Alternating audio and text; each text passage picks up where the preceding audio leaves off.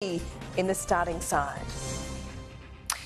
Good morning, welcome back to the program. Those stories in just a moment, but first, an administrative oversight and tensions between the Home Affairs Minister Clare O'Neil and Attorney General Mark Dreyfus are being blamed for the Home Affairs Minister's failure to provide important written support for the latest round of relisting terrorist groups like Islamic State. Our political reporter Olivia Casely has this exclusive story.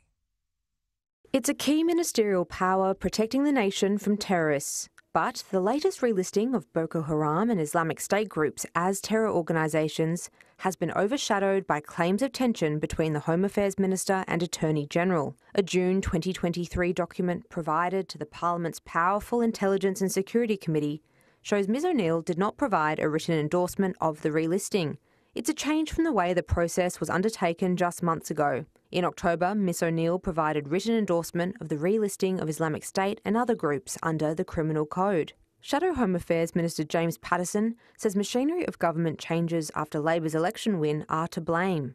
Bizarre situation where the minister who's responsible for counter-terrorism has no involvement in one of the key avenues for dealing with terrorism, which is a terrorism listing process. What's the point of the Department of Home Affairs and the Home Affairs Minister if they're not taking responsibility for the areas that they've been allocated in the machinery of government changes? Senior government sources say an administrative oversight is behind why Clare O'Neil did not provide key written input. They say the situation is the latest example of tension between the Attorney-General and Home Affairs Minister over their respective responsibilities. It's understood the next terrorist relisting will follow the conventional path where both ministers formally contribute. Following questions from Sky News about the apparent change, the Attorney-General and Minister for Home Affairs officers say the process for listing and relisting terrorist organisations has not changed. Olivia Casely joins me here now. Liv, you've been working on this story for quite some time. What does it all mean?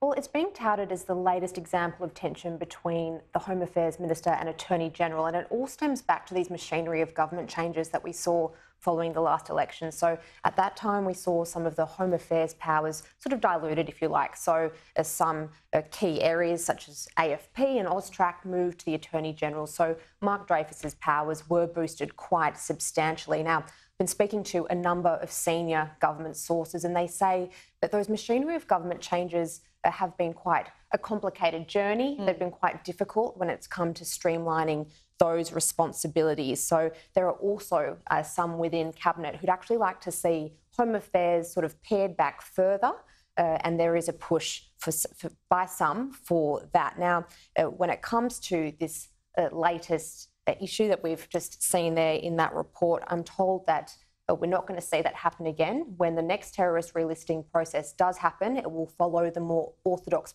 path that we saw in November last year when both Mr Dreyfus and Ms O'Neil had the same sort of formal and written input on that. But Laura, it's not the first time we've seen this. At the end of last year, as Sky News revealed that the terrorism relisting process, the time frame had blown out because it was basically bouncing between both the Attorney General, the Home Affairs Minister, the various departments, and even prior to that, after the Optus and Medibank cyber attacks, the Prime Minister launched a secret review, the Murdoch Review, into the government response. And I understand it's because essentially the reporting lines at the time had complicated the government response. Right, essentially. So if I could distill it down, a power struggle essentially has the potential to affect important government decisions. Yes, and I think that's one of James Paterson's concerns. He's the Shadow Home Affairs Minister who we saw comment in that package before. A really important story. Liv, thanks so much for bringing it to us.